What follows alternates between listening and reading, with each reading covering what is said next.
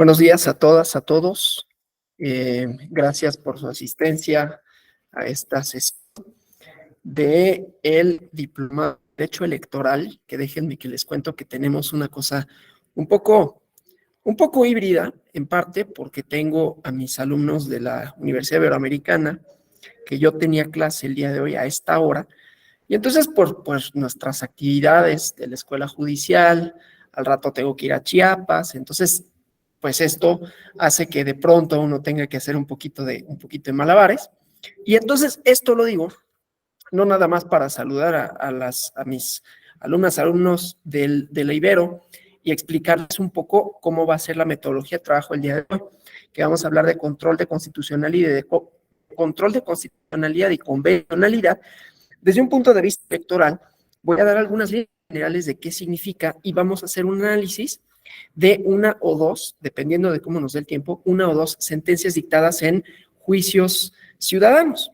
¿Por qué en juicios ciudadanos? Primero, pues porque ahí vamos a encontrar en una de las sentencias control de constitucionalidad y de convencionalidad. Entonces nos va a servir para el fondo. Y por otro lado, me sirve a mí para la clase de la Ibero, de justicia electoral, para hablar del juicio ciudadano como un medio de defensa que ha construido derechos de ciudadanía, ¿no? Y ver algunos aspectos procesales que para el caso de esa clase, pues el jueves ya trataremos de sintetizar, digamos, ¿no? Entonces hay como estas dos vertientes que afortunadamente pude, haciendo un poquito, decía, de malabares, no demasiado que me vaya yo que se me vayan a caer las pelotitas o lo que sea, pero pues que pueda ligar un tema con otro y entonces podamos agotar ambos, ¿no?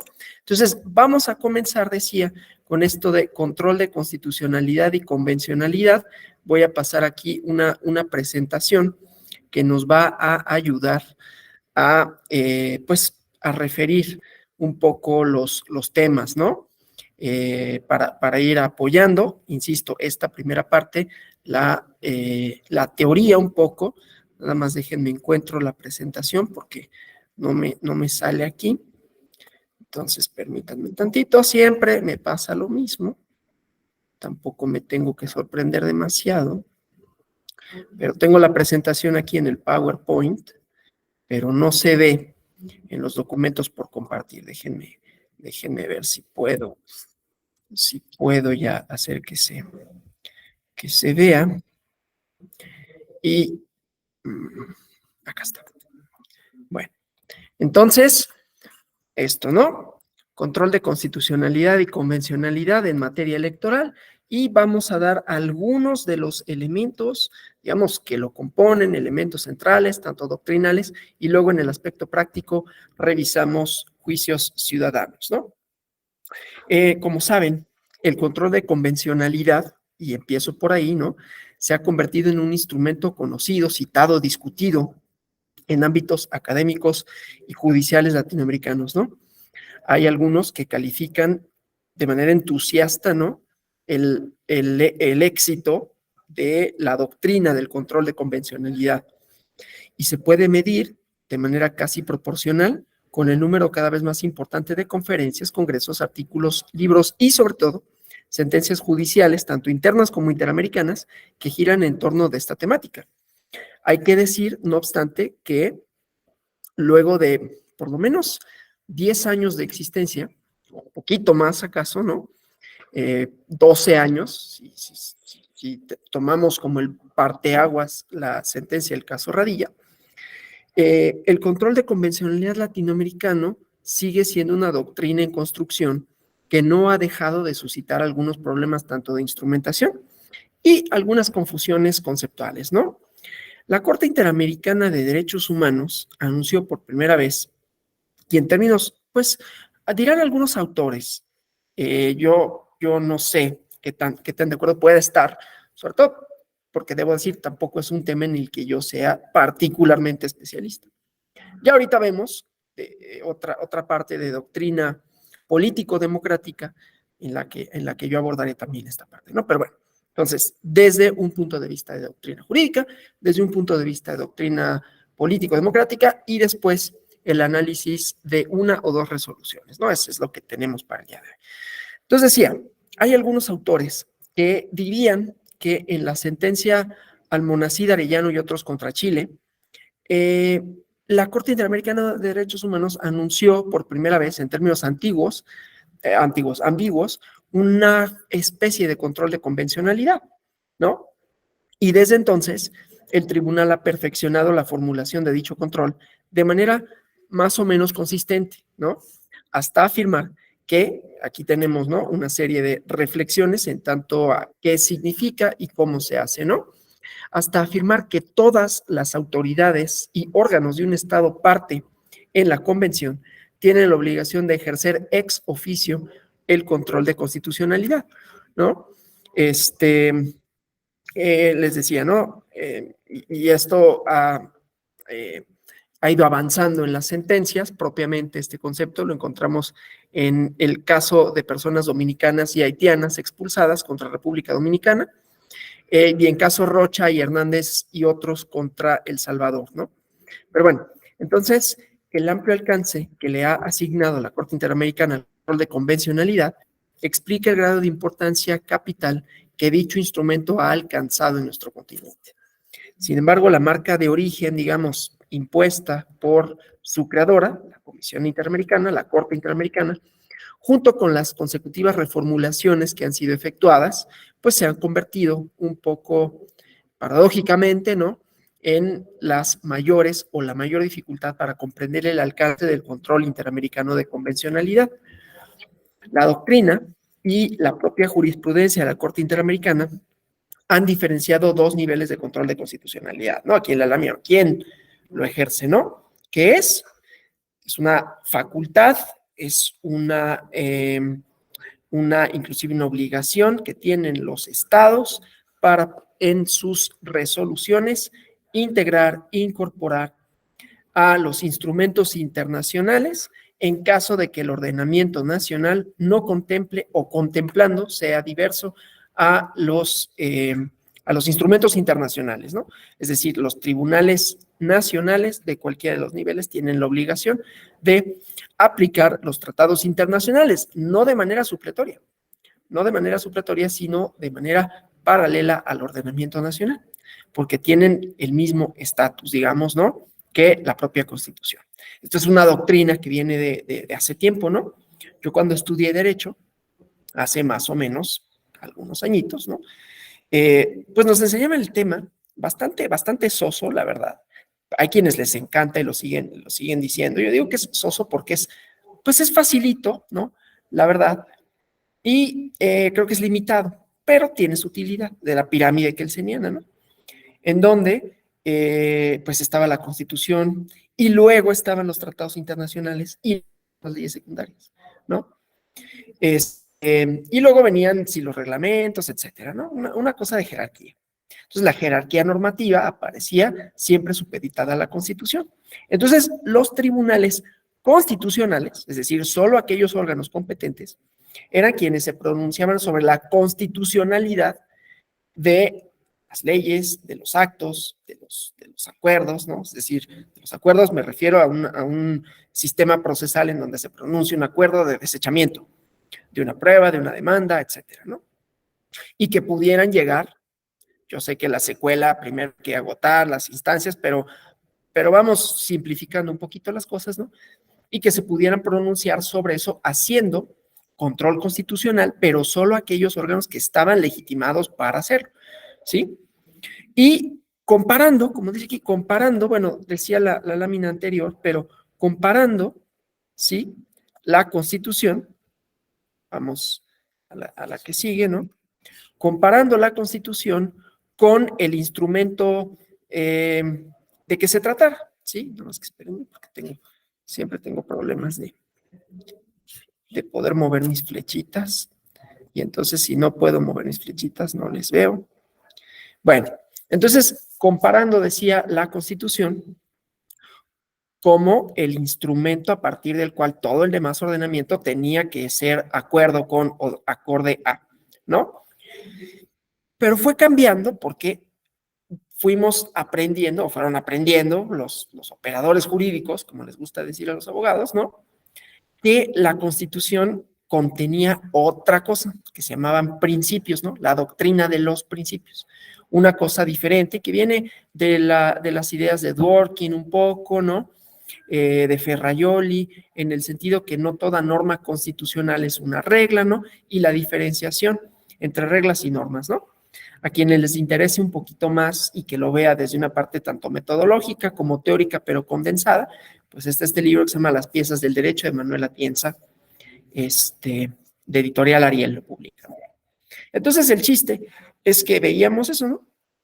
Tribunales específicos para comparar el texto constitucional con el acto, con el acuerdo, con la resolución, y entonces decir si ese acto, acuerdo o resolución, con las simplificaciones, insisto, que eso implica procesales, pues tendría que subsistir, ¿no? Pero esto no es algo automático, porque no nada más serán actos, resoluciones y acuerdos que solo me interesaban a mí. O sea, si yo fuera un promovente, ¿no? Sino que esto empezó a ampliar los derechos de la ciudadanía. Es ahí donde cobra una especial relevancia el control constitucional y convencional. Pero entonces decía, el constitucional pues se limitaba a eso, ¿no? La constitucional de actos jurisdiccionales y actos de autoridad. Y lo saben ustedes bien para quienes conozcan el juicio de amparo, ¿no? O inclusive otros juicios constitucionales, que puede ser el juicio de revisión, el juicio de revisión, el recurso de revisión. Es que luego me confundo con los nombres porque hay un juicio de revisión constitucional electoral, los amparos en revisión, ¿no? El recurso de revisión, el amparo, o las acciones de inconstitucionalidad y controversias constitucionales, que hacían esto, ¿no? Veo que si el acto es o no concordante con la Constitución, pero no es automático, ¿no? No es una fórmula a despejar y, aquí tengo el producto, ¿no? Sino que había interpretación, lo cual ya de suyo implica que las y los juzgadores tenían un lugar y tienen un lugar que se han ido ganando, ¿no? No sin controversia, no sin jaloneos, no sin intentos de reforma, para decir, pues es que el juez hace todo, ¿no? El juez está haciendo pues ya que legisle de una vez, ¿sí? Pero bueno, independientemente de eso, fue reacomodando, inclusive, eso lo vamos a ver en otra parte, ¿no? La cuestión, el concepto mismo de democracia. Todo desde un punto de vista institucional. Ahorita me refiero un poquito más a ello, pero vamos a decirlo. Lo digo para que quede claro desde ahorita. La democracia no son solo las instituciones, ni son solo los procedimientos. No es el INE, ni es el tribunal. Son parte de, pero ni la agotan, ni la definen, ¿no? Habrá muchos abogados que no estén de acuerdo conmigo, pero pues qué bueno, ¿no? O sea, de eso se trata. No digo que bueno, de que me alegro, aunque también me alegro. Bueno, entonces, pues era este ejercicio de comparación en donde había la facultad de interpretar, pero esa facultad de interpretar la tenían algunos. Luego viene esta sentencia en 2011, el caso Radilla, famoso, ¿no? En donde dice, en la sentencia, entre otras cosas, México tiene que reformar su sistema constitucional para incorporar los derechos humanos en la Constitución, para incorporar la convencionalidad, el control de convencionalidad, y ahí vamos a ver tipos de control, ¿no? En todos sus órganos jurisdiccionales. Y los órganos jurisdiccionales también podrán hacer control de constitucionalidad difuso, ¿no? Ahorita vemos lo de concreto, abstracto, difuso. Ahorita no importa mucho. Solo decir, el control de constitucionalidad y de convencionalidad se expandió, producto de una resolución, producto de una sentencia de la Corte Interamericana de Derechos Humanos, ¿no? Perdón, tengo aquí una comunicación de algo que tiene que ver con algo académico. Sí, ahorita les contesto, es de mi comisión de Chiapas, ¿no? Pero es que atendemos muchas cosas al mismo tiempo. Bueno, entonces decía, fue un cambio, producto de una sentencia, pero que fue un cambio doctrinal en el sentido de cómo se entendía, ¿no? O sea, en las escuelas de derecho, cómo se enseñaba, y fue un cambio jurisdiccional, porque era de cómo se aplicaba y quién aplicaba. Que eso siempre va a ser lo importante de diferenciar si es que tal cosa es posible. Las diferencias, ¿no? Las diferencias, las distinciones, las clasificaciones con esta cosa muy aristotélica que tenemos, que no es que esté mal, es que tenemos una cosa así muy metida, ¿no? De siempre clasificar y de ordenar y de todo. Tiene su utilidad heurística, ¿no? Hasta para saber botánica y esto hay que saber tipos de plantas y etcétera, ¿no? Hasta en la biología, que si los organismos pluricelulares y multicelulares, siempre clasificamos. El problema con las clasificaciones de este tipo es que no son tan estáticas, ¿no? Y no digo que lo sean porque yo de botánica no sé nada, ni de biología, ¿no? Más que lo que lleve en la prepa y lo que me puede interesar, que es mucho, pero lo que pueda saber es bastante poquito. Pero puede ser que ahí tampoco sean ya muy útiles las clasificaciones. Hemos visto los modelos atómicos cómo van dispersándose, ¿no? Y entonces ya no son los mismos, ¿no? El de Bohr y esto, pues ya quedó como obsoleto. Entonces, esas son clasificaciones para distinguir una cosa de otra. Y entonces aquí teníamos una distinción muy clara, ¿no? El control de constitucionalidad es revisar la Constitución. Revisar la Constitución a la luz de una sentencia judicial, obviamente con los insumos, o sea, promoventes, ¿no? Personas que se inconformaran con una resolución, con un acto de autoridad, con algún acto dictado dentro de un proceso, ya se conocen lo que decía la ley de amparo, ¿no? Aquellos procedimientos seguidos en forma de juicio que pudieran afectar los derechos de la persona. Y entonces había la facultad de revisar y en su momento también la facultad de inclusive pronunciarse respecto de la constitucionalidad de leyes dictadas por el Congreso, por parte de la Corte, y ya sea interpretar sus alcances o inclusive declararla inconstitucional por diversos motivos, ¿no? Hasta ahí, más o menos bien, ¿no? La Corte ejercía control de constitucionalidad, los tribunales colegiados de circuito, los juzgados de distrito, cada uno dependiendo del ámbito de su competencia, como la distribuía la Constitución y la propia Ley Orgánica del Poder Judicial de la Federación. Y luego viene el Tribunal Electoral del Poder Judicial de la Federación. El primo incómodo, porque eso es lo que seguimos siendo, ¿no? ¿Por qué digo el primo incómodo? Nos incorporamos después, aunque ya hace muchos años, ¿no? Pero pues somos incorporados, ¿sí? Somos, pues en el 96 se convierte el Tribunal Electoral en un tribunal constitucional, se puede pronunciar con relación a la Constitución y hay ciertos instrumentos sobre determinados actos, ¿sí? Con base en los cuales el tribunal puede pronunciarse, ¿no? Es decir, la constitucionalidad de los derechos político-electorales, que lo vuelvo a decir, no son la democracia, son la parte institucional de la democracia. Los derechos político-electorales no son la democracia, son una parte.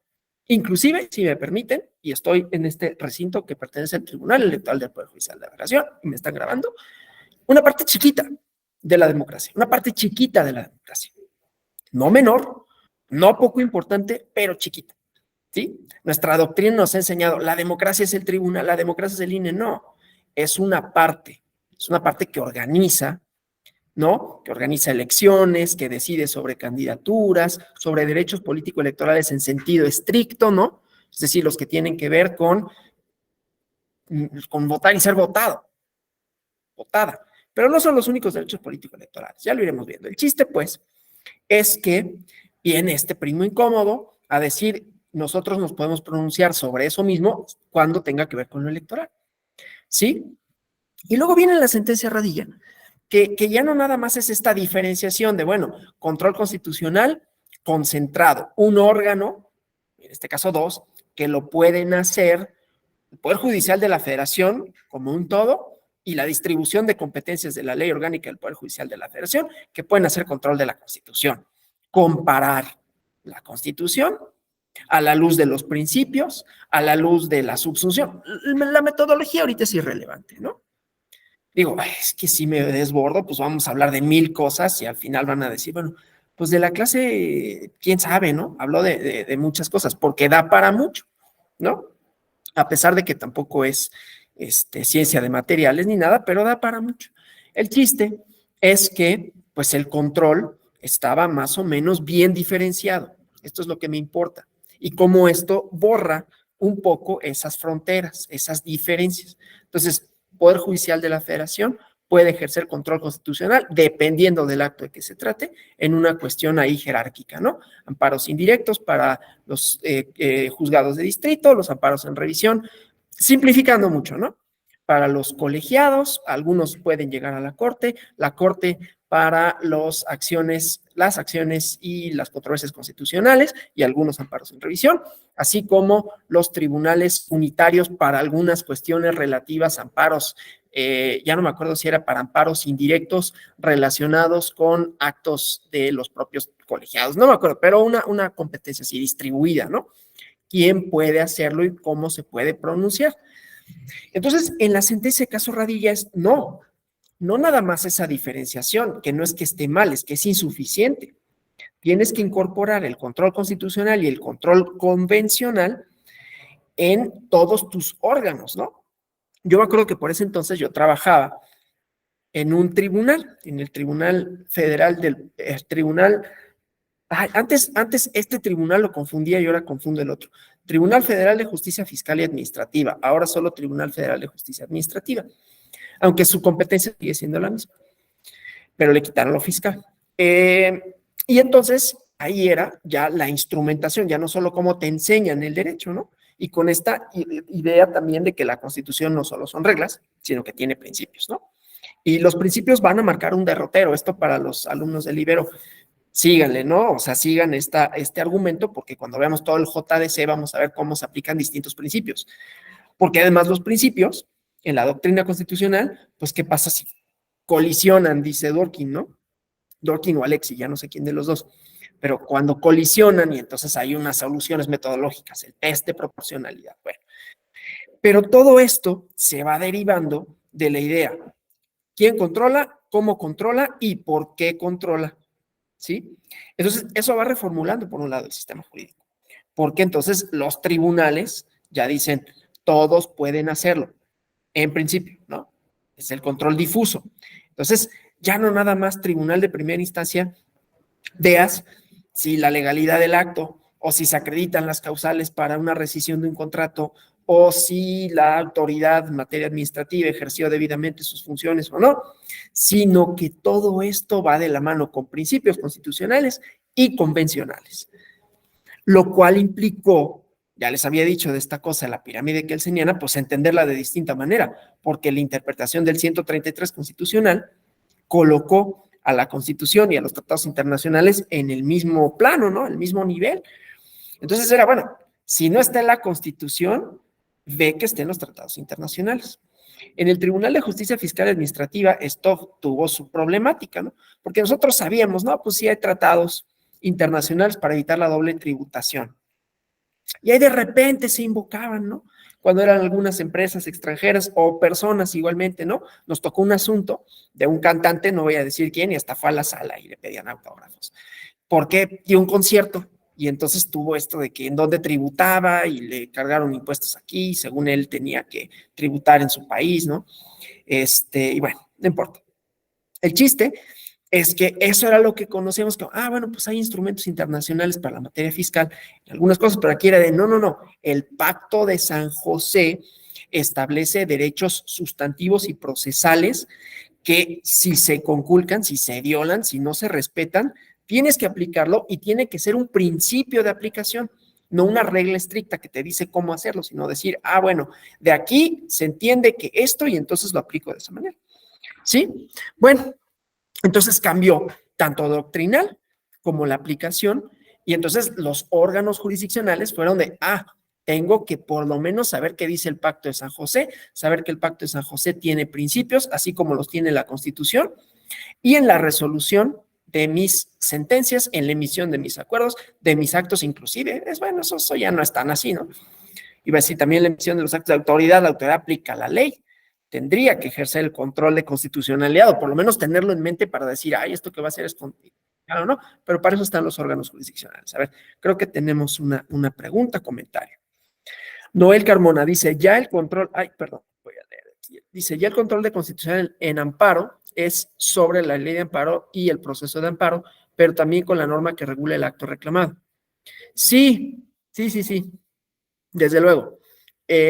Lo que pasa es que el amparo es la ley procesal, ¿no? Y otra cosa es es el que marca el procedimiento de quién, que las pruebas, los tiempos, etcétera. Y obviamente el derecho sustantivo que está en cuestión es sobre el que se ejerce la ley, perdón, el control de convencionalidad y constitucionalidad, que lo vamos a ver para el juicio ciudadano. Y ahorita hago una mención un poquito de lo que sucede con la reforma del Plan B, hasta ahora suspendida, ¿no? Bueno, entonces lo que me interesa es decir, reformuló cómo se entendía en esta clasificación de quiénes podían hacerlo, qué hacían, fue de sí, pero no.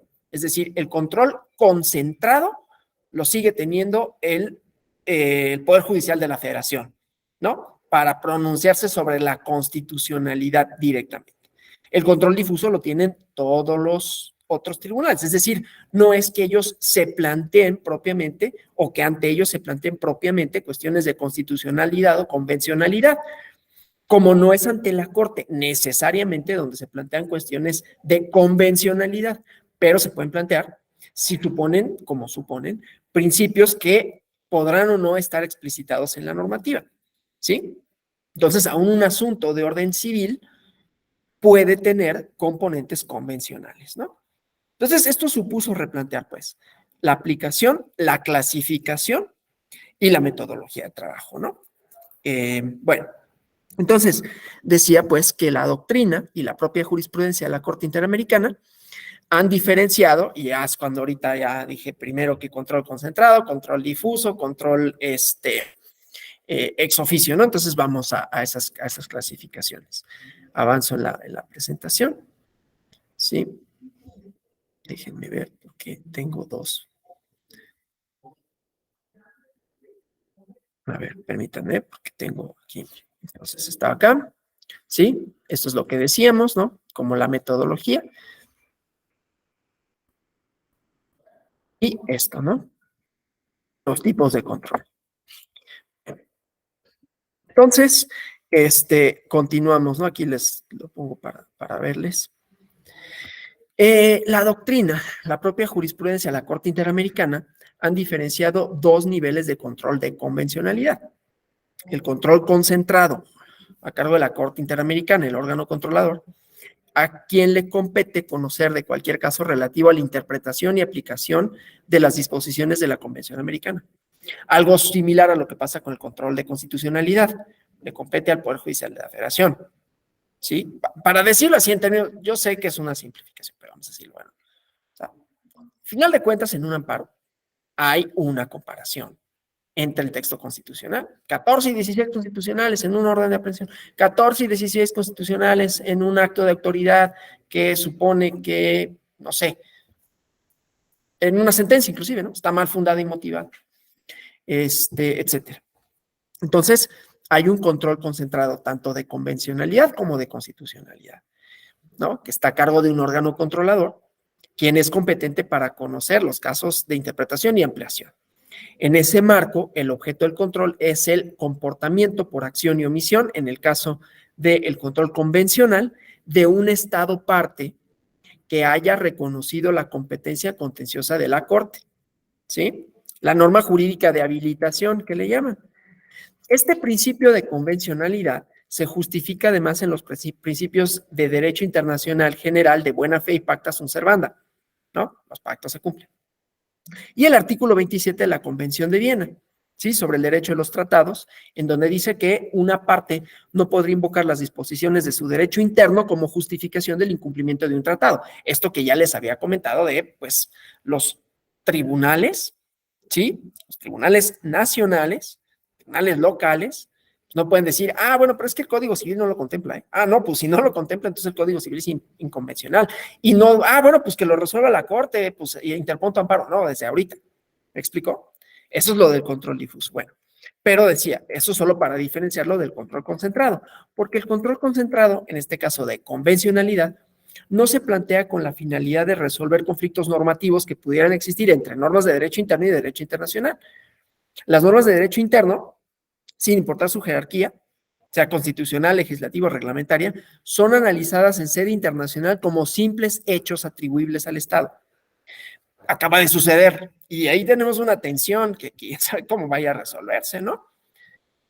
La Corte Interamericana de Derechos Humanos dijo que nuestro marco constitucional En cuanto hace a las figuras del arraigo, artículo 16, fracción octava, y la prisión preventiva oficiosa, corríjanme, porque debe estar en el 19 o 20, pero la verdad es que ahorita no lo tengo así tan fresco. La prisión preventiva oficiosa es inconvencional, es decir, violenta los tratados. Entonces, aquí es, si hiciéramos el símil de control de constitucionalidad, en donde una norma secundaria, ¿no? Que confiere un derecho o prohíbe, ¿sí?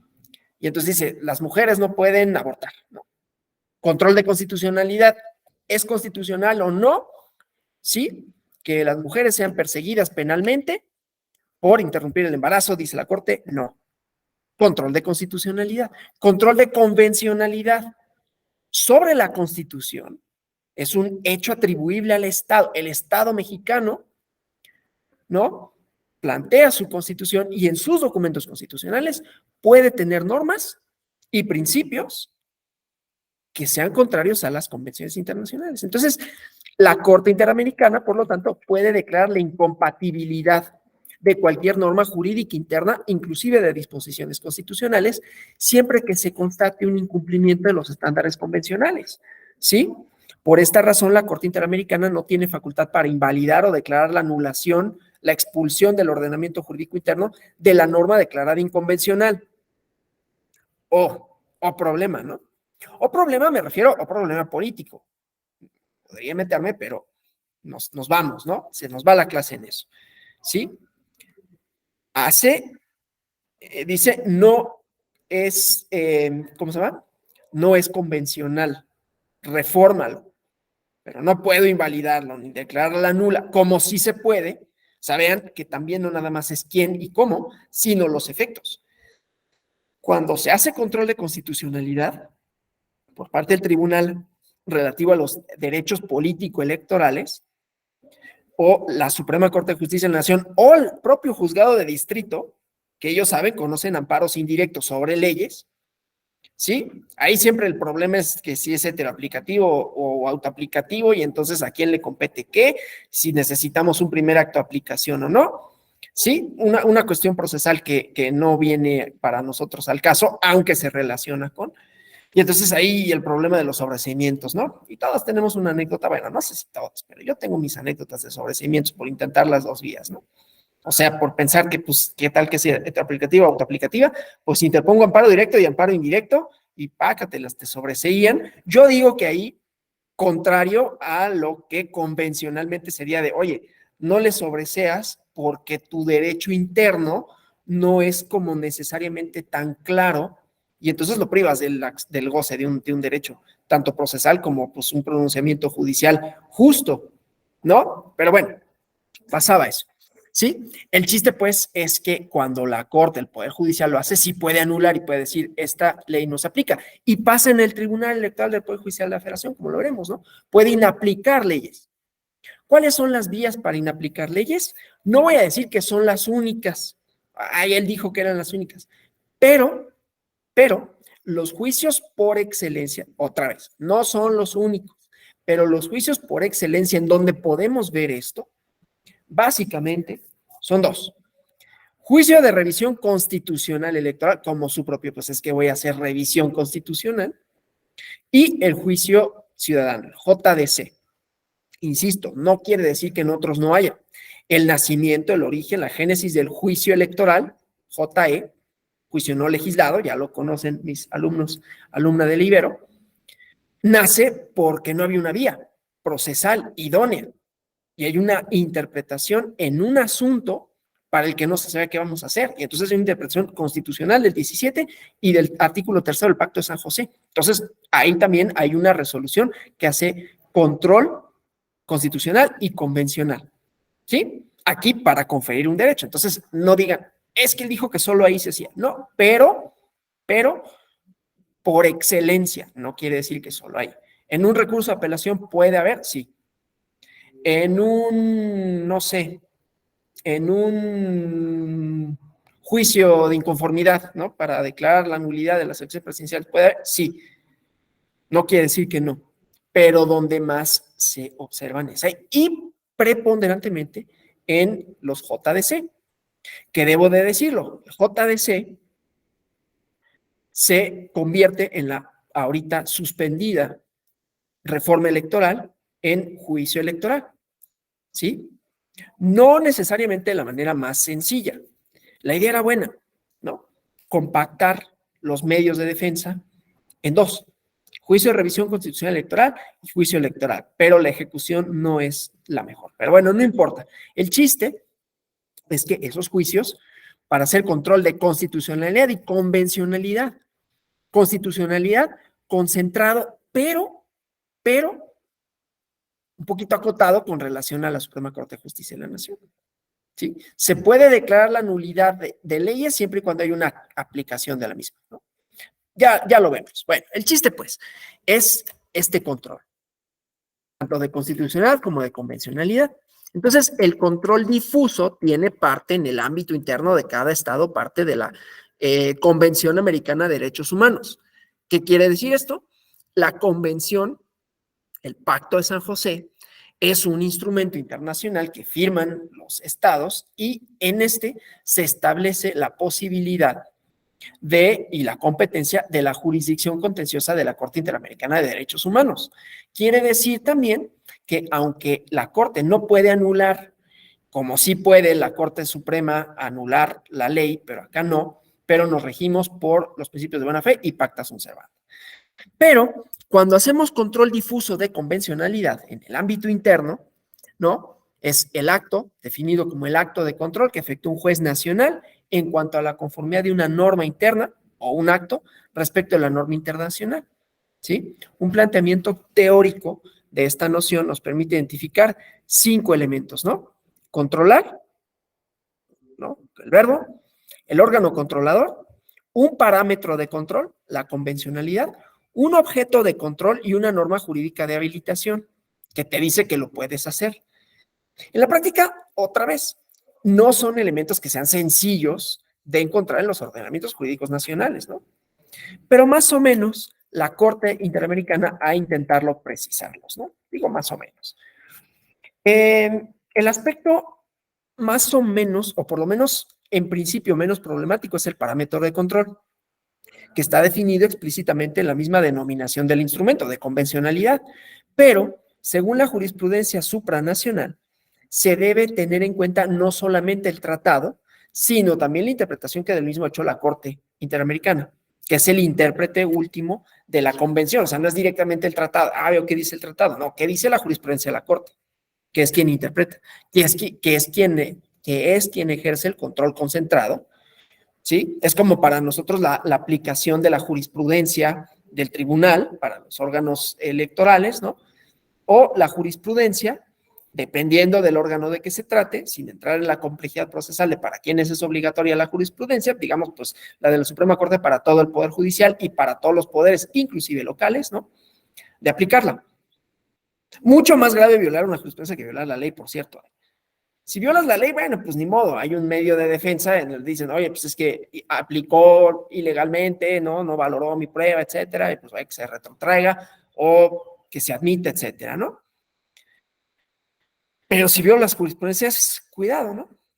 Ahí sí un amparo por violación de jurisprudencia sí puede meter en un problema a un juez, ¿no? O jueza. Bueno, entonces, también en el control de convencionalidad se tiene que interpretar, se tiene que aplicar a la luz de la interpretación de la Corte Interamericana. Por eso es que tiene el control concentrado. El control concentrado no nada más es una cosa jerárquica, sino quién puede interpretar la norma, ¿sí? En cuanto a sus alcances y en cuanto a sus definiciones. El Tribunal Electoral del Poder Judicial de la Federación puede interpretar la Constitución en lo que hace a derechos político-electorales. La Suprema Corte de Justicia de la Nación puede interpretar la Constitución en todo lo que no tenga que ver con derechos político-electorales. Es una frontera ahí no tan clara, ¿no? Ni siquiera lo del tribunal. Ahorita vemos si alcanzamos a referirnos, si alcanzo a referirme al control constitucional de los actos parlamentarios. Y hay cuidado, ¿no? Porque, pues ahí, ¿qué surge, no? Si yo decía que para la doctrina no constitucional, desde el punto de vista jurídico, sino constitucional desde el punto de vista político, es un problema de democracia, ¿no? De orden. No de orden en cuanto a las jerarquías, se reacomodan, ¿sí?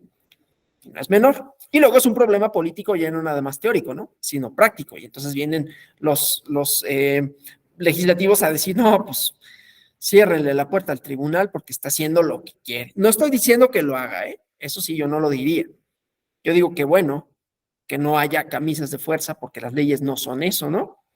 Las leyes no son camisas de fuerza, son posibilidades de aplicarse. Y la aplicación pues corresponde a las y los jueces con base, porque luego se olvida eso, ¿no? De repente cuando vienen las y los legisladores a decir, a veces que los jueces, no, espérate, pues es que los jueces están respondiendo una demanda. No se les ocurrió así de, a ver, voy a abrir el Código Civil a ver qué encuentro en la Corte, ¿no? A ver qué encuentro que es inconstitucional, o el tribunal. Voy a ver la Ley General de Partidos Políticos y voy a ver qué encuentro que es inconstitucional o inconvencional y pues ahí lo declaro, ¿no? Viene el proceso electoral, a ver de qué manera puedo decir que esto, no, son demandas de personas. El caso del JDC, que es el que me interesa hoy, en los juicios de amparo, en los juicios ante la Corte Interamericana de Derechos Humanos, ¿no? Estás hablando de control, pero cuando vean el procedimiento, no es sencillo llegar a una resolución y estar dado, ¿no? De la Corte Interamericana, ¿sí? Pero inclusive en el derecho electoral ha podido reformular cosas, ¿no? El caso Castañeda Goodman, de alguna manera estuvo relacionado con quitar, bueno, no de alguna manera, estuvo relacionado con quitarle el monopolio de las candidaturas a los partidos políticos y permitir las candidaturas independientes. Mucho se puede decir desde un punto de vista sociopolítico, que me encantaría decirlo, pero no es el tema, sobre las candidaturas independientes. Pero desde un punto de vista normativo, norma habilitante, ¿sí? Fue gracias a una sentencia de la Corte Interamericana, pero no fue que la Corte Interamericana, voy a revisar el instrumento mexicano y voy a decir, no, hubo una persona que se inconformó porque no pudo registrar una candidatura. Nos podrá caer mal, como a mí, puede caer mal. Ya saben quién es, no tengo que decir quién es, porque ya dije, pero eso no importa, ¿no? O sea, no va a quemar por su, pues, porque hay gente que uno no le cae bien porque son funcionarios y políticos y lo que sea, ¿no? Es irrelevante. Pero no es solo él, ¿no? O sea, si son los efectos que eso puede tener, entonces, las candidaturas independientes. Bueno, reformular el sistema constitucional mexicano, las posibilidades de candidaturas, ¿sí? Bueno, entonces, seguimos pues, ¿no? La Corte Interamericana ha extendido el parámetro de convencionalidad a otros tratados de derechos humanos ratificados por el Estado y las opiniones consultivas dictadas por ella en función del artículo 64 de la Corte, perdón, de la Convención Americana de Derechos Humanos, ¿no? La determinación de los otros elementos genera mayores dudas, ¿no? Sujeto controlador, la Corte Interamericana, que se erige como órgano de control en un primer momento, los órganos del Poder Judicial, jueces y tribunales internos, ¿no? Las autoridades judiciales en sentido amplio, los jueces y demás órganos vinculados a la administración de justicia en todos los niveles, porque así lo dice, ¿no? Entonces, el alcance puede ser hasta para no sé si llega tanto, pero hasta el policía que aplica el reglamento de tránsito, ¿sí? Podría estar ahí vinculado, ¿no? Cuando dice todas las autoridades estatales, todos los poderes y órganos estatales en su conjunto, el control difuso, ¿no? Entonces, la variación en este sujeto controlador, quién debe ejercer el control de convencionalidad, como teníamos en la lámina anterior, tiene consecuencias muy importantes sobre la naturaleza de su acción. Porque sabemos que por lo general, las y los jueces conocen de casos relacionados con el comportamiento de personas privadas, jurídicas, estatales, ¿no? Teniendo como parámetro las normas en vigor dentro de un ordenamiento jurídico. Pero la adecuación del comportamiento de esas normas por iniciativa propia de las personas, ¿no? La efectividad de la norma, difícilmente podría catalogarse como un control de su acción. O sea, aquí diciendo los aplicadores y las aplicadoras, ¿no? En ánimo de discusión, podríamos hablar de un autocontrol, pues, de convencionalidad en el caso de un acto no consumado, la intención, ¿no? Que no tuviera consecuencias jurídicas evidentes. En el caso de las candidaturas, los partidos políticos, ¿no? Mi selección de candidaturas, digo, por decir una cosa, ¿no? Porque nos vamos a referir a esto. ¿Es convencional o no? Yo que tengo la facultad de elegir, ¿sí? Bueno, entonces, pues, esto, ¿no? Hay que subrayar que la posibilidad de ejercer un control de convencionalidad por parte de las autoridades estatales debe estar prevista en una norma de habilitación, que ya lo había dicho, pero de todas maneras, ¿no? O sea, el ejercicio de un control de un acto externo a sí mismo es una prerrogativa que debe estar sustentada en el marco de un Estado de Derecho por una norma jurídica. Y es lo que supuso las modificaciones constitucionales, ¿no? Pero también es probablemente la principal dificultad que enfrenta la jurisprudencia de la Corte Interamericana de Derechos Humanos, porque no existe en los ordenamientos jurídicos interamericanos una norma que habilite expresamente el ejercicio de un control difuso de la convencionalidad, ¿sí? Es finalmente una cosa de jurisprudencia, ¿no? Además, el posicionamiento supranacional de la Corte Interamericana no le permite desconocer la configuración propia de cada sistema jurídico de los estados parte, que están sometidos a su jurisdicción, ¿no? Ni crear por vía jurisprudencial una obligación que no se encuentra prevista en la Convención, ni establecer un procedimiento, una acción de convencionalidad en derecho interno, ¿sí? Entonces, por eso es que la Corte Interamericana insiste una y otra vez, ¿no?, en que el control difuso de convencionalidad debe ser ejercido por las autoridades nacionales ex oficio, ¿sí? Aunque evidentemente, o sea, no que necesiten una norma, sino que lo hagan en el marco de sus respectivas competencias, claro, ¿no? Y de las regulaciones procesales correspondientes, que aquí está como un poquito contradictorio, un poquito raro, ¿no? Porque si es ex oficio, pues de acuerdo con la norma, bueno, pues es ex oficio o no, ¿no? Pero bueno, entonces, esta es un razonamiento un poco circular, ¿no? En donde, pues, la finalidad, el objeto de control que le asigna a dicho instrumento, el control de convencionalidad, es un mecanismo para evitar la responsabilidad internacional del Estado por violación a una obligación establecida en la Convención. Y entonces, dice la Corte, refiriéndose a los estados parte bajo su jurisdicción, que todas sus autoridades públicas, todos sus órganos, incluidos las instancias democráticas, jueces y demás órganos vinculados a la administración de justicia en todos los niveles, están obligados por el tratado. Por esto, deben ejercer un control de convencionalidad tanto en la emisión como en la aplicación de normas, ¿no? Entonces, claro, una concepción muy amplia del control difuso de convencionalidad, pues ha generado críticas, ¿no?, doctrinales, ¿no? En lo que dicho falso, por decirlo de alguna manera, ¿no?, control, sería una traducción inadecuada de la obligación de honrar las disposiciones convencionales, ¿sí? Entonces, bueno, esto solo para decir, como me interesaba, es problemático, pero ya nos permite ir planteando, ¿no?, estas obligaciones, ¿sí? Hasta aquí, ¿cómo vamos? ¿Alguna pregunta? ¿Algún comentario? ¿Todo en orden hasta aquí? Bueno, ahora, desde un punto de vista jurídico, político o jurídico social, no es menor. ¿Qué ha sucedido?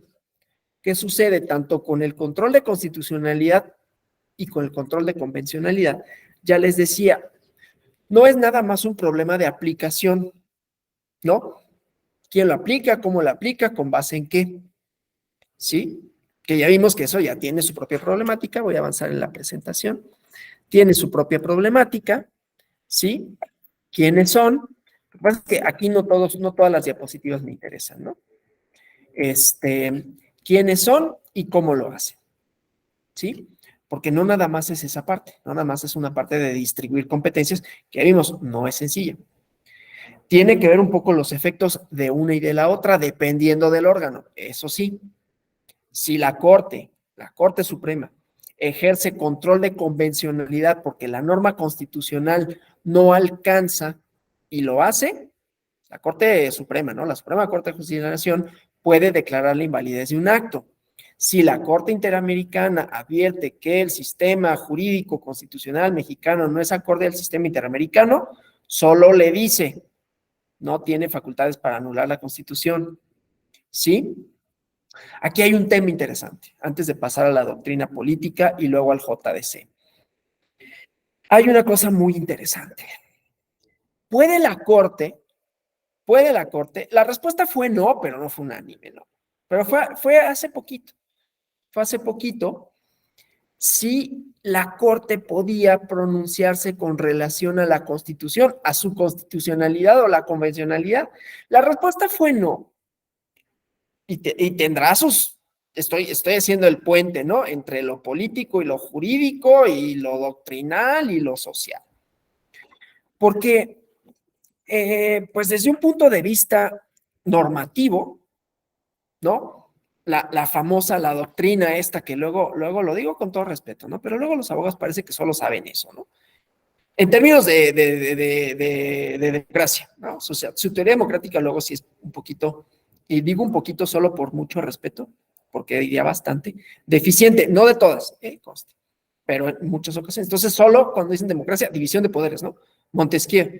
Y curiosamente, dicen división de poderes, pero al mismo tiempo aceptan que la jurisdicción constitucional ha supuesto construcción de derechos, que ha supuesto, si fuera cierto que hay la doctrina de la división de poderes así tan encasquetada como luego la piensan, pues entonces todos los actos de la jurisdicción, perdón, pero serían una violación a la división de poderes.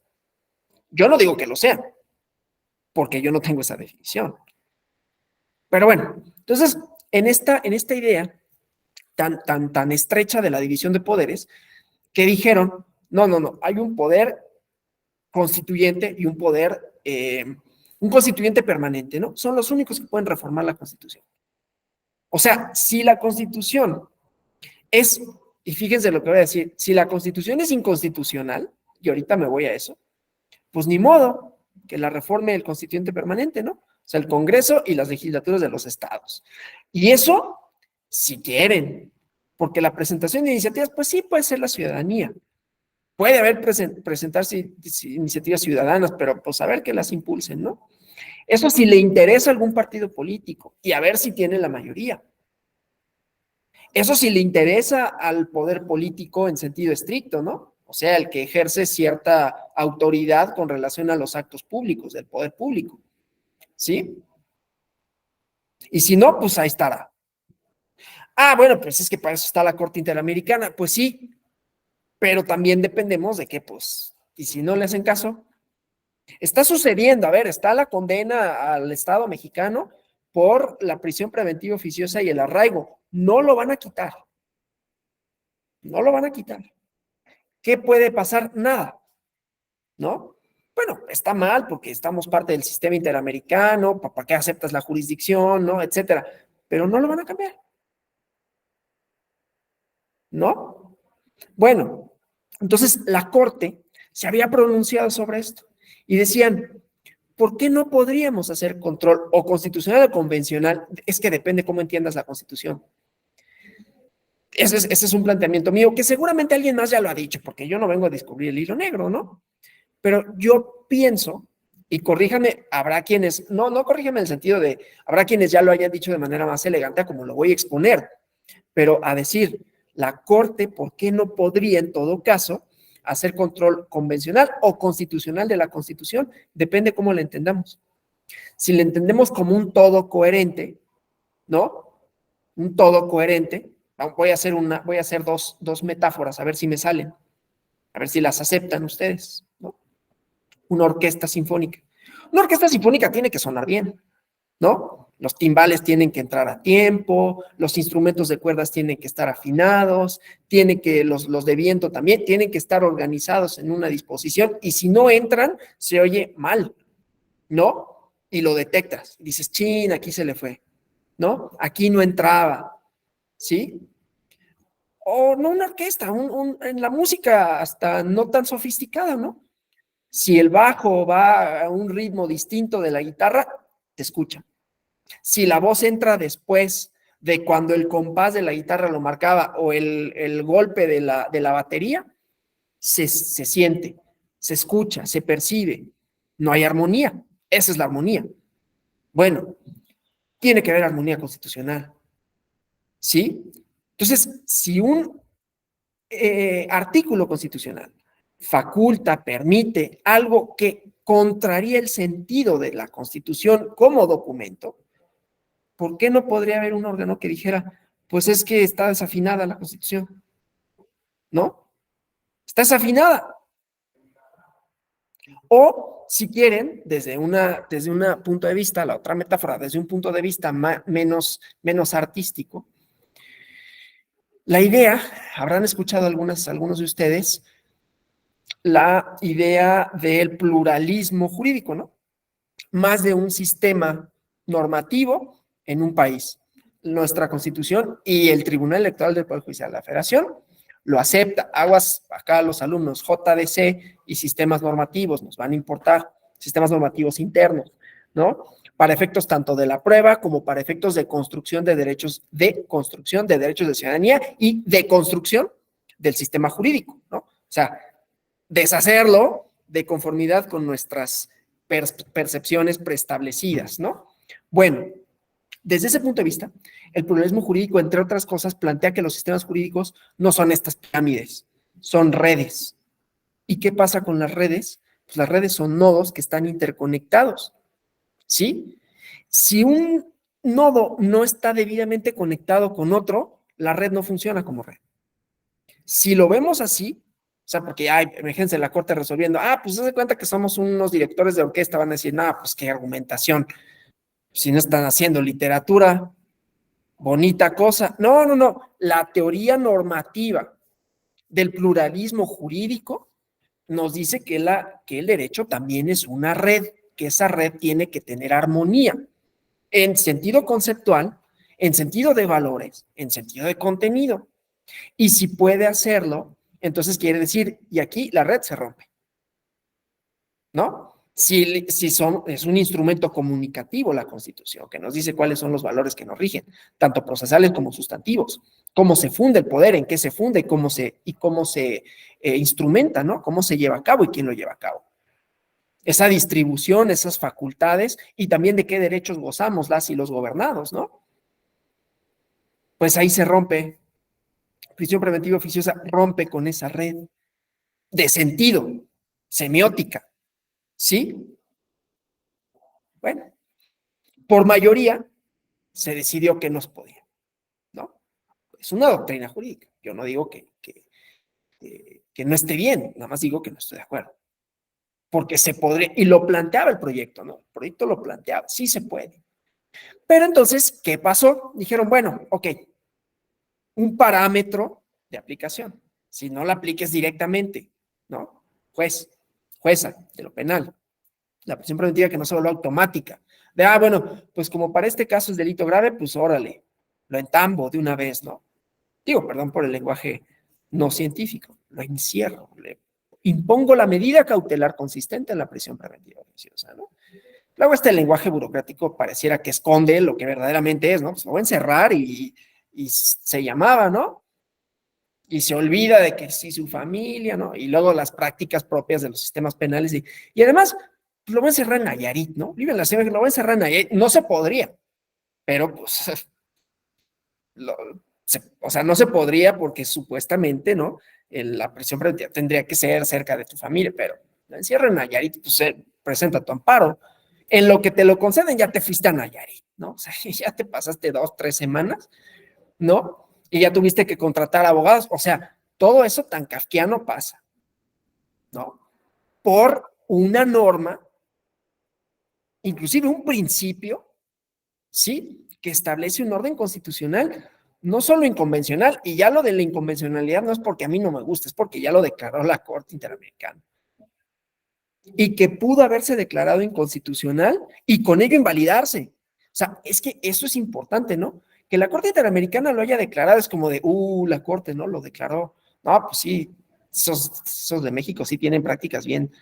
Digo, no es como que en Estados Unidos no tienen la pena de muerte, ¿no? No lo estoy diciendo en comparación con eso, pero sí sería como de, no, pues qué mala onda, ¿no? Y nosotros diremos, sí, claro, no, es que el gobierno, pues podrá decir, pues, pues sí, la Corte, chido. No lo voy a aplicar, no lo voy a reformar. Hagan lo que quieran. No estoy diciendo que eso digan, porque tampoco lo dicen de esa manera. No les falta mucho para decirlo de esa manera, pero no lo dicen así. Si lo hubiera dicho la Corte, es así de, pues no me va a gustar, ¿no? En mi conferencia de prensa va a decir que el Poder Judicial, pero ni modo, tiene que salir del orden constitucional, no lo pueden aplicar los jueces. Entonces lo que se intentó, pues es un parámetro de aplicación. que decía, no lo hagas de manera inmediata. Bueno, vamos al JDC para ver, porque lo importante entonces, voy a dejar de compartir, lo importante entonces es que en el control de constitucionalidad y de convencionalidad y propiamente en materia electoral se constituyen derechos tanto procesales como sustantivos, ¿no? Derechos no solo político-electorales en sentido estricto, sino que se redefine a la ciudadanía, ¿sí? Con todo lo que eso significa.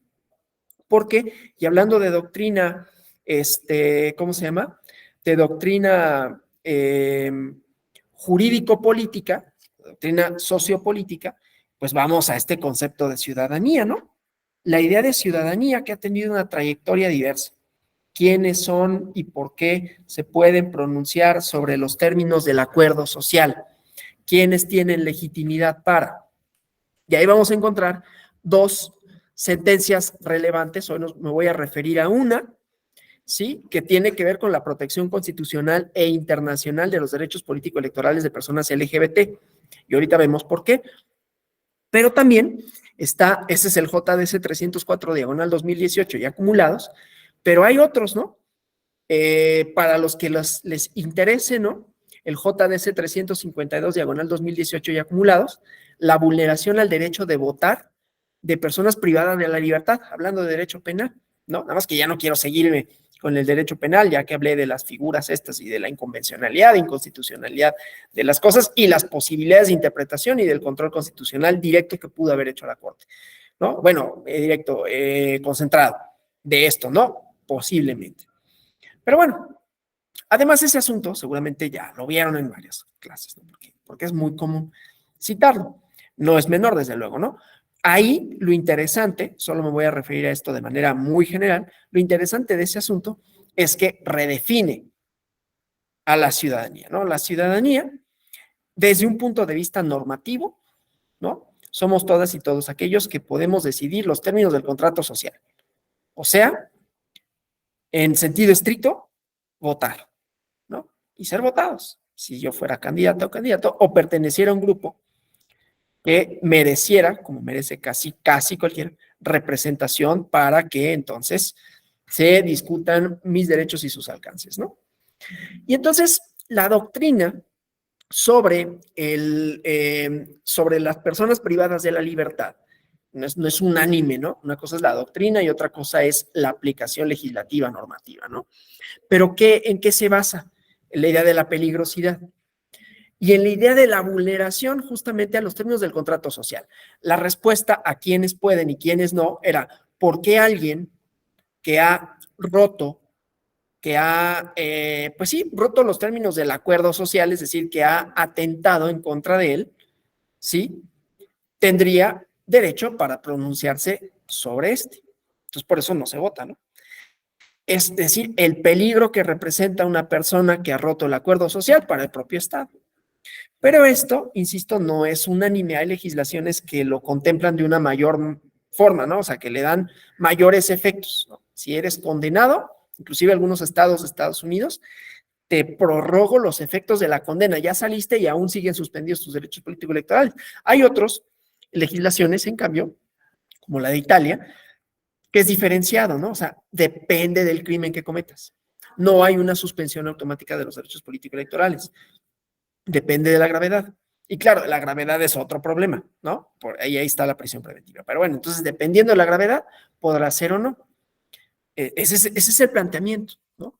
Para dejar sin efectos del derecho de votar. El de ser votado sería un problema y será un problema el día que a alguien se le ocurra, y puede pasar en Estados Unidos, en la elección presidencial del 24, que a alguien se le ocurra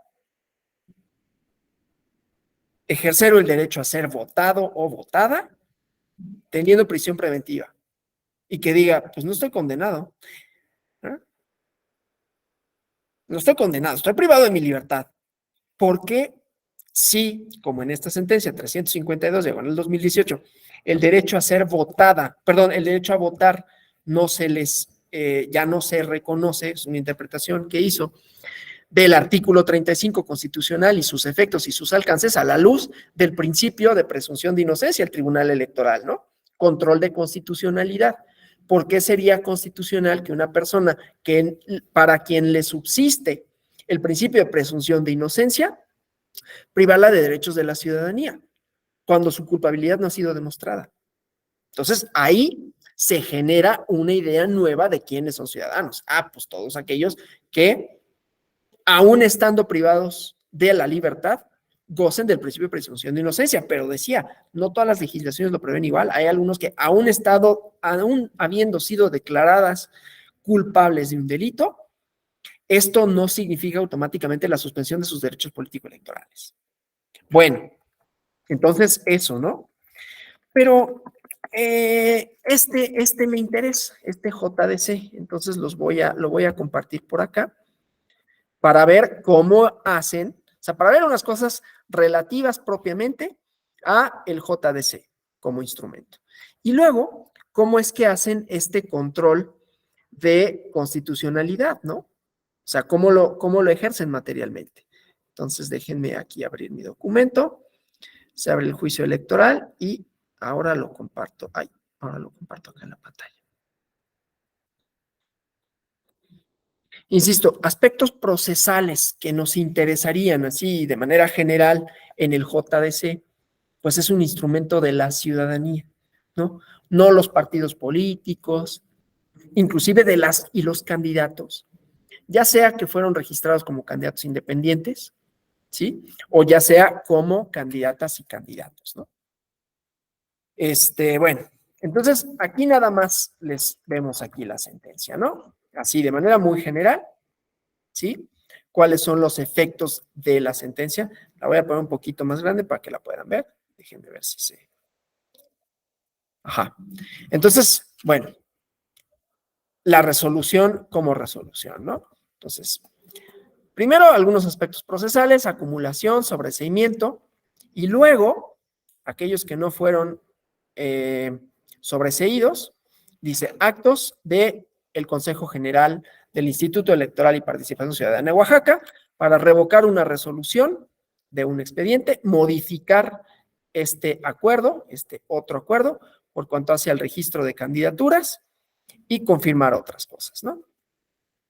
Y después dar vista al Consejo General para los efectos generados, ¿no?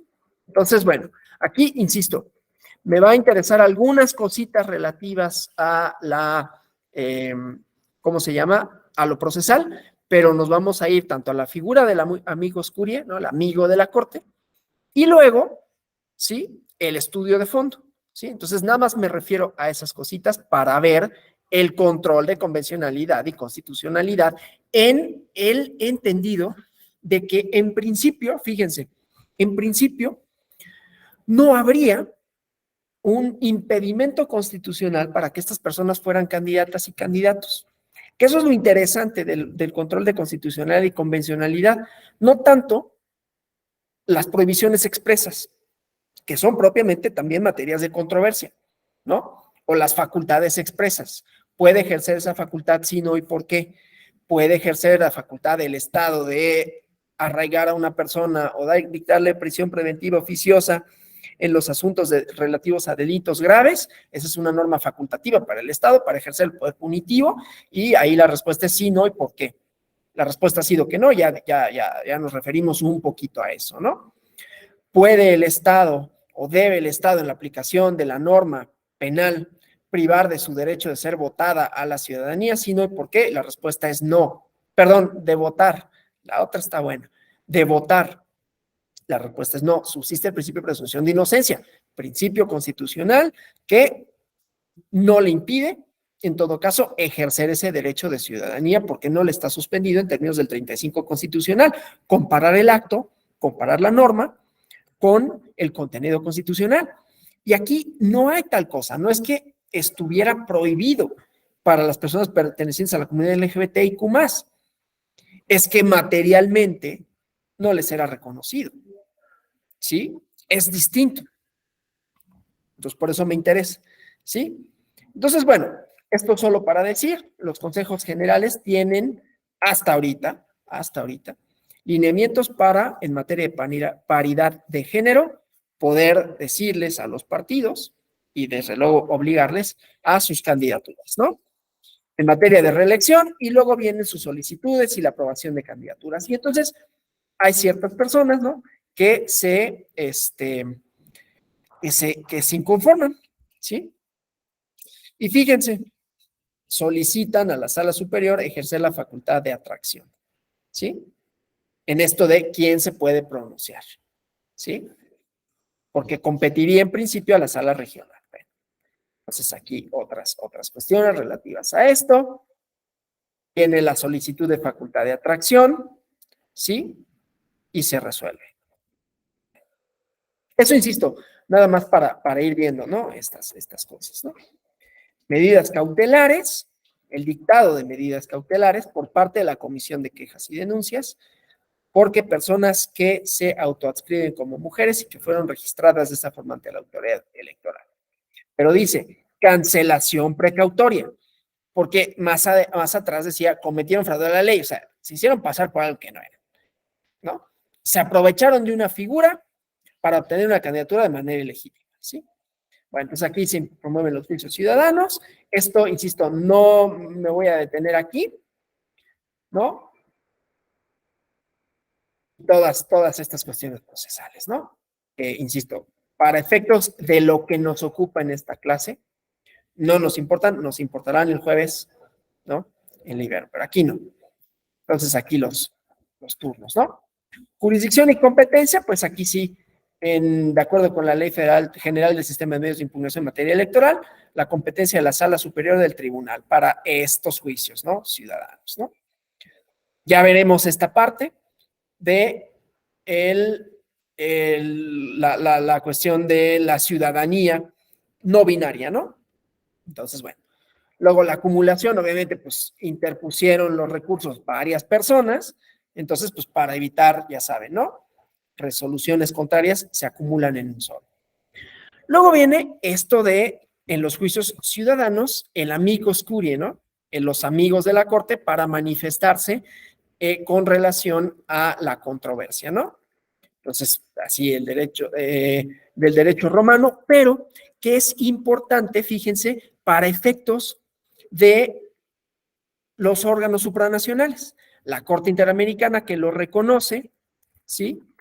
Aquí, una especie de incorporar a mi ordenamiento procesal, a mis posibilidades procesales, a instrumentos que la Corte Interamericana ha establecido, ¿no? Ha dado entrada a escritos de amicus curiae, como ven aquí, a personas físicas y jurídicas con relación a asuntos de su conocimiento, ¿sí?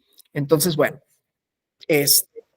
pero entonces esto, como diciendo, hay antecedentes para, ¿sí? Y aquí, si son admisibles, ¿no? Aquí nada más me interesaba, ¿no? Menos que analizar la admisibilidad de este en particular, decirlo porque viene la doctrina, ¿no? Foránea o nacional. O sea, pueden hacer valer inclusive cuestiones no solo de orden jurídico nacional, pero a llegar a la legislación y jurisprudencia foránea o nacional, doctrina jurídica del contexto y coadyuvar en los argumentos, ¿no?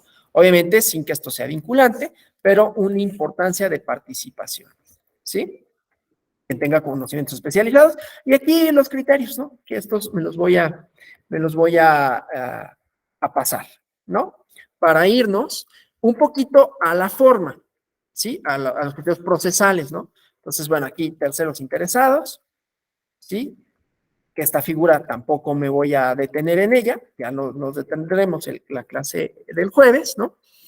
Aquí sobreseimientos, que lo mismo, para efectos de ahorita no me interesa el sobreseimiento, entonces lo voy a obviar para irnos propiamente a tampoco la improcedencia, sino a el estudio de fondo y algunas cuestiones relativas a los requisitos generales del JDC, ¿no? Nombre, firma autógrafa de las personas, se identifica el acto impugnado, la autoridad responsable y se mencionan agravios. 4 días, ¿no? Plazo previsto por el artículo 8 de la Ley de Medios, 4 días y ahí ya depende si son procesos electorales o no, ¿no? Entonces ya, aquí ya cada uno de los agravios, pero vámonos ya propiamente, ¿sí? A la resolución. Entonces, me voy a regresar aquí para hacerlo rápido, ¿no? Me voy a regresar al índice para ver nada más el estudio de fondo, ¿sí? A ver si puedo llegar, ¿sí?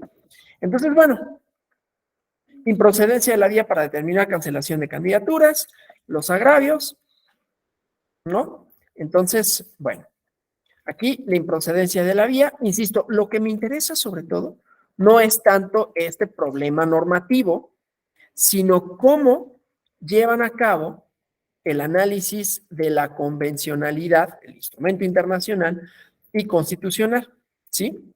Aquí son una serie de hechos, tanto normativos como fácticos, que suponen una serie de violaciones en el caso de las candidaturas, ¿no? Y el procedimiento de la denuncia, ¿sí? Entonces, en eso radican como la síntesis de los agravios, ¿sí? Entonces, aquí lo que más me interesa, insisto, es la cuestión relativa a cómo se lleva a cabo el, ¿cómo se llama? El razonamiento, tanto constitucional como convencional. Tenemos una cosa aquí de índole metodológica, ¿no? La metodología, cuando tenemos, y ya les había dicho que el control de constitucionalidad también implica no solo comparar con la norma constitucional. ¿Qué dice la Constitución? Ah, bueno, pues este acto cumple o no cumple con la Constitución y por qué. Sino que la Constitución tiene principios, ¿no? Pero ¿qué pasa? Que hay principios que pueden, pues hay un principio, libertad de expresión, y hay otro principio, no sé, información veraz, ¿no? Pues ¿cuál debe de subsistir? Ahora, los principios no necesariamente están explicitados, se pueden intuir, se pueden deducir del todo constitucional, ¿no? ¿Cuál debe de prevalecer? Si yo reivindico uno y el otro reivindica otro, pues no sabemos. Es el test de proporcionalidad, ¿no? Es la metodología. Solo me refiero a eso, ¿no? Entonces, aquí pues se está estableciendo una serie de cosas relativas a esto. Insisto, lo que me interesa para este asunto en específico es cómo hace el análisis constitucional, como el análisis del marco internacional, ¿no? Entonces, vamos a ello, ¿no? Porque todo esto es el resumen, ¿no? Entonces, vamos acá, ¿no? Um, Primero, esta cosa que es interesante, ¿no? Aquí lo voy a poner. Fíjense. Fíjense aquí. Aquí hay un análisis del principio de autoadscripción, ¿sí? Principio o la autoadscripción que implica cómo la persona se identifica. Desde un punto de vista ciudadano, sea de un punto de vista, o sea, desde el punto de vista de la idea de la ciudadanía, sea normativa, sea política, ¿sí? La ciudadanía no es solo una posibilidad de ser, sino de hacer y de significarse en la esfera pública, ¿no? La persona es un concepto relacional, lo construimos con relación a los demás, no podría haber una persona en un lugar aislado, ¿no? Podría él decir, no, pues yo soy diferente a mi entorno, ¿no? Robinson Crusoe, que siempre es el ejemplo clásico, ¿no? Pero solo somos personas en función a que hay otras personas, ¿no? En la doctrina clásica, inclusive esta distinción, pues era esclavos de no esclavos, ¿no? Hombres libres, mujeres que no tenían pues, prácticamente ningún derecho. Pero bueno, entonces aquí la autoadscripción de género, ¿no? Dice, la declaración no puede ser objeto de sanción alguna, ¿no? A través de un procedimiento sancionador. ¿Por qué? Porque decían, está diciendo que es y no es, y entonces se puso un procedimiento sancionador para ¿cómo se llama? Para multarle, ¿no? Dice, bueno, en el caso de postulación de personas transgénero, transexuales, intersexuales, mushes, ¿no? Deben de corresponder las candidaturas al género al que la persona se autoadscriba. Esto solo para decir eso y para ver cómo hace una valoración del poder punitivo del Estado, ¿no? Porque no nada más es el penal, sino las sanciones, ¿no? Entonces, cuál es como la teleología, pues, de las sanciones, y dice, pues es que ese no es la vía idónea en todo caso. Eso es a lo que me quería referir para no dejar volando esto, ¿no? Entonces, aquí las verificaciones relativas a la autoadscripción. ¿Sí? Eso nada más para la vía. Bueno, las candidaturas, ¿sí? Entonces, el registro de las candidaturas, personas que se autoidentifican como mujeres, ¿no? Y decía acá, esto está subrayado, ¿no?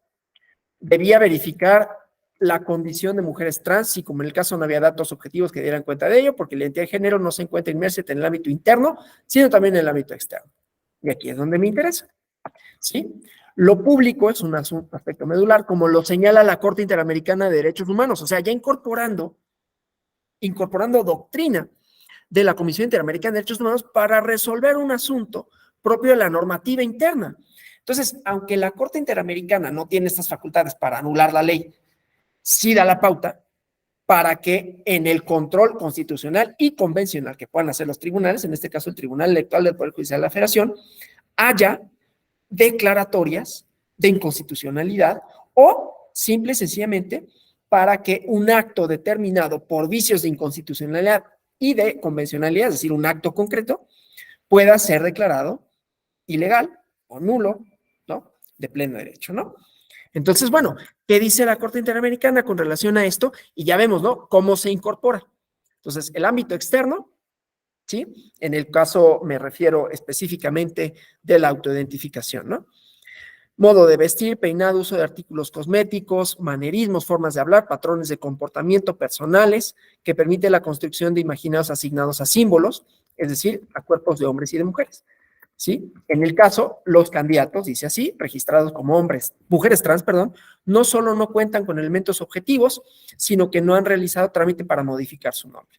Entonces, el cumplimiento de paridad exige que se conforme con mujeres que efectiva y públicamente se identifiquen como tales en el imaginario social. Entonces, esa es como la idea, ¿no? Entonces, aquí viene la cuestión relativa a los principios. Principio de igualdad, ¿sí? Y cómo se utiliza, ¿no? Y aquí me interesa sobre todo, insisto, el razonamiento. Y en estos principios de derecho internacional, ¿no? Solo pueden establecer distinciones objetivas y razonables cuando se realicen con el debido respeto a los derechos humanos, la doctrina de los derechos humanos, que es la herramienta fundamental para el control de convencionalidad y de constitucionalidad, ¿no? Es decir, porque la Constitución pues tiene que ser armónica, digámoslo así, con lo convencional, ¿sí? Con los instrumentos internacionales, ¿sí? La igualdad como derecho, como herramienta subjetiva para acceder a la justicia que otorga la titularidad de las personas para reclamar el ejercicio de otros derechos en vías de igualdad, ¿sí? O sea, la igualdad no se colma diciendo el hombre y la mujer son iguales ante la ley, artículo primero. Pues sí, ¿y cómo se materializa? Pero cómo además esto tiene otras implicaciones para otro tipo de personas que no se identifican como hombre y mujer. ¿Sí? Entonces, deriva de mandatos constitucionales y convencionales. Demanda el acceso pleno en condiciones de igualdad, porque les decía, pues es que no hay nada que diga que no se puede, pero en los hechos no les resulta iguales, ¿no? Luego, trayendo a colación argumentos de la Corte Constitucional de Colombia, ¿no? De cómo se interpreta, ¿sí? Y lo que les decía, pues es que no hay una explicación matemática, no hay una explicación absoluta que diga, bueno, despejada esta fórmula tengo el resultado, porque no sucede de esa manera, ¿no? Y luego vean, otros instrumentos internacionales, Convención sobre la Eliminación de todas las formas de discriminación con la mujer, ¿no? Ha considerado que en un enfoque jurídico programático puramente formal no es suficiente para lograr la igualdad de hecho, igualdad sustantiva, porque la convención requiere que la mujer tenga las mismas oportunidades, no solo que estén en la ley, ¿no? ¿Sí? Sino que tiene que, además de tener en cuenta estas diferencias, que han significado en muchas ocasiones tratos diferenciados, ¿sí? Entender, pues, que no se colma con solo estar en una norma, sino cómo se lleva a cabo, ¿no? Y luego, la parte relativa a qué entiende la Corte, ¿no? Protocolo para juzgar con perspectiva de género, ¿sí? Entonces, igual, ¿no? ausencia de visibilización jurídica de ciertos grupos, construcción de la ciudadanía, ¿no? Acciones de reconocimiento, redistribución y reinterpretación. O sea, tratos diferenciados, objetivos y razonables que tomen en consideración categorías sospechosas para evitar situaciones discriminatorias. Y aquí los alcances de la paridad de género, ¿no? Entonces, lo mismo, Constitución y diversos tratados internacionales, ¿no? Que buscan revertir los escenarios de desigualdad histórica y de facto que enfrentan las mujeres en el ejercicio de sus derechos. Toda la revisión, pues, de lo que les decía, ¿no? Y lo mismo acá, a nivel nacional e internacional, supranacional, ¿no? Igualdad formal reconocida en el marco jurídico, ¿no? Pero ese es insuficiente, otra vez, ya lo había dicho. Y luego, ¿cómo están, ¿no?, los artículos de la Corte Interamericana, del Pacto de San José, y prevén el derecho de igualdad, ¿no? Luego, de otros instrumentos internacionales, Pacto Internacional de los Derechos Civiles y Políticos, compromiso para garantizar a los hombres y las mujeres la igualdad del goce en los derechos civiles. Todo eso, el instrumento normativo, los protocolos, ¿sí? Aquí el otro instrumento internacional, obligaciones de los estados parte. O sea, todo esto como el fundamento de la argumentación, que es lo que me interesa. Así se lleva a cabo el control. En este caso, en un JDC, para establecer la posibilidad de candidaturas y el criterio de autoadscripción. ¿Sí? Y luego, bueno, el orden jurídico nacional, o sea, ya todo el instrumento internacional, el orden jurídico nacional. ¿Sí? Artículos 1 y 4 de la Constitución, la igualdad ante la ley, no trato discriminatorio, por, entre otras cosas, motivos de género o preferencia sexual. Aquí igualmente la interpretación del artículo 1, y aquí sí ya la interpretación directa, ¿no? Y sus consecuencias, ¿no? El Estado mexicano, en el ámbito de sus competencias, tiene la obligación de promover, respetar, principios de universalidad, interdependencia, indivisibilidad y progresividad. Prohibida toda discriminación por cuestión de género y origen étnico. Y luego, o sea, ya vimos los tratados internacionales y ahora la norma constitucional, ¿sí? Este es el control propiamente, ¿no? No nada más es la comparación de, sino qué dice cada uno de los instrumentos y por qué en el caso que se refiere, ¿no? Tiene que subsistir o no, en este caso no subsistir, una determinada resolución, ¿no? Y todo el análisis. Luego, obviamente, la cuestión relativa a las candidaturas, ¿sí? Y luego la base legal, ¿sí? O sea, como vieron, fueron de lo constitucional, perdón, de lo convencional, diferentes instrumentos, a lo constitucional, a lo legal, ¿no? Y lo que implica. Obviamente después, pues los criterios, la propia línea jurisprudencial al respecto de la sala superior, ¿no? Y esto, ya los alumnos del Ibero ya lo saben, ¿no? La idea de las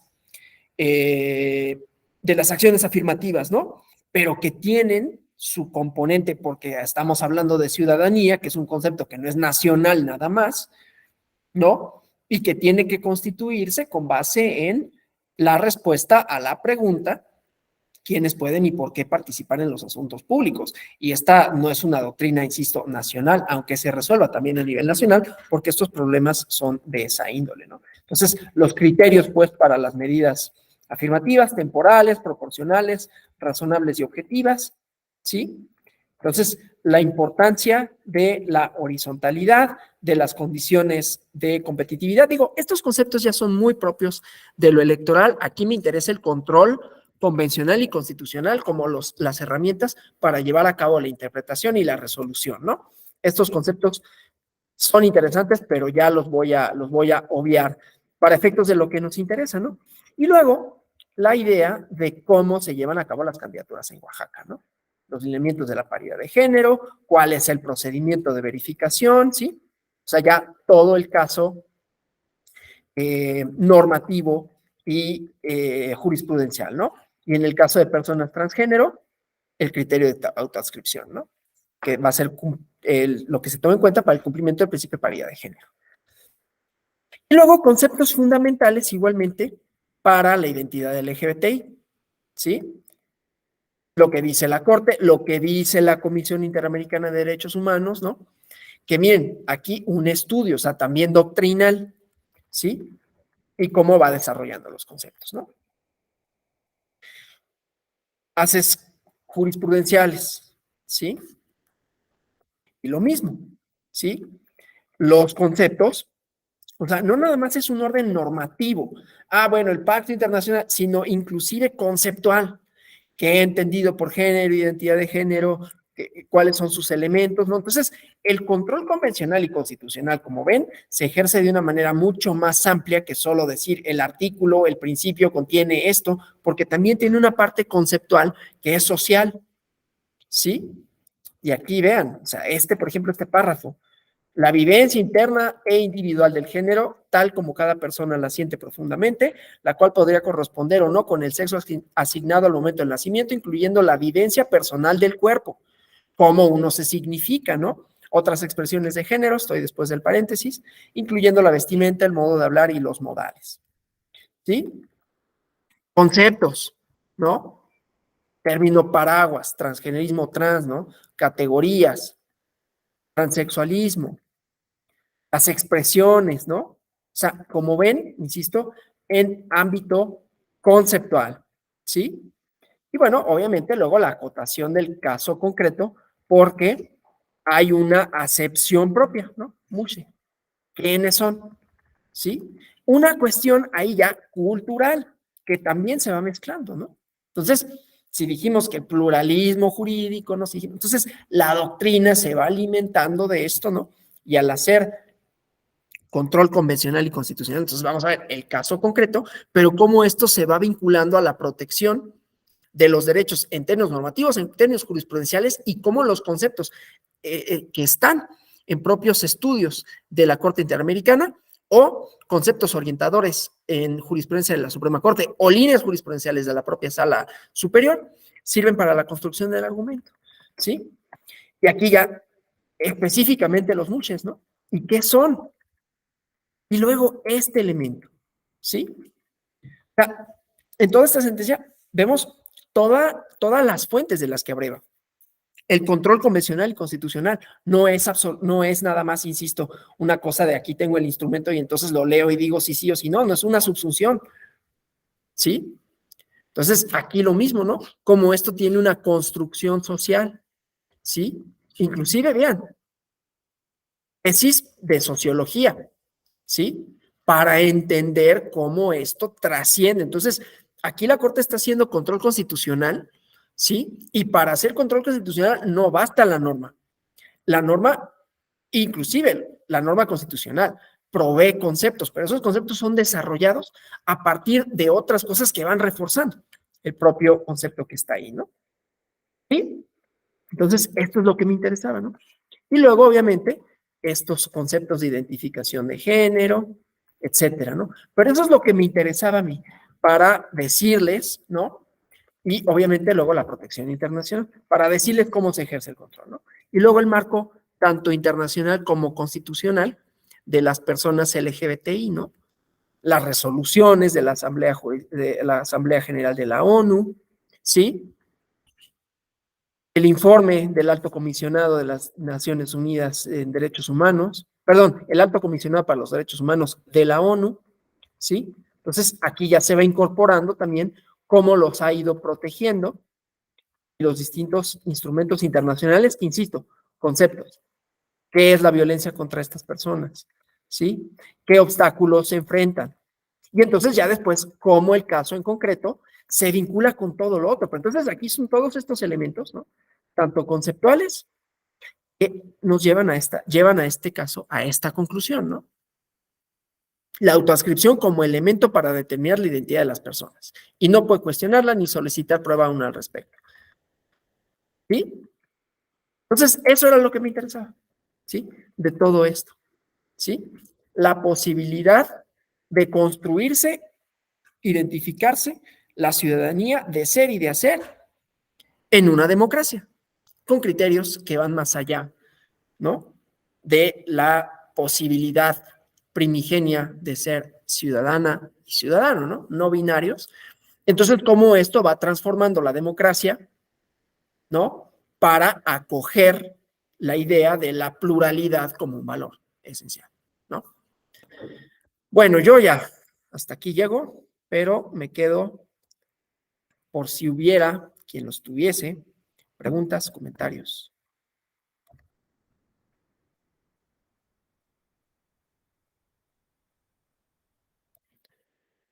¿Qué número de juicio? De los mushes. Es el JDC 304 diagonal 2008. Es sub JDC 304 diagonal 2008.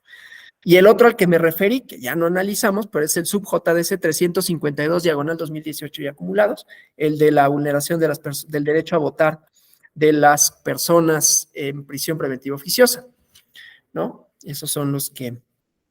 Para quien le interese estas cosas, también está el sub JDC 421 diagonal 2018, donde también hacen control de constitucional y convencionalidad de las y los mexicanos por naturalización, hablando de ciudadanía, ¿no?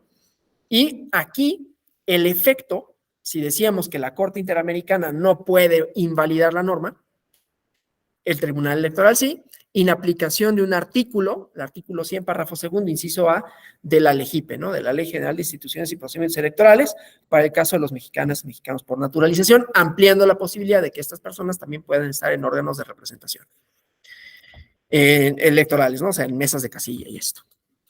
¿Algún otro comentario, pregunta? Pues si no hubiera nada más, yo les agradezco por su atención, por su presencia, su disposición. Y pues nada, que estas sesiones de este diplomado sean provechosas para ustedes, para mis alumnos del Ibero, que haya sido provechosa la sesión, tanto en términos de constitucionalidad, convencionalidad, y nos permite ir introduciendo el tema del JDC y los derechos sustantivos que ahí se ventilan. Vamos a seguir analizando este asunto 304 diagonal 2018, así que si pueden consultarlo, pues adelante, ¿no? Muchas gracias a las demás, a los demás, y nos veremos en algunas otras sesiones de este o de otro diplomado o de algunas otras sesiones. Que tengan un feliz martes, es martes, ¿verdad? Que tengan un feliz martes y nos vemos en otra ocasión. Gracias. Gracias a ustedes. Hasta luego.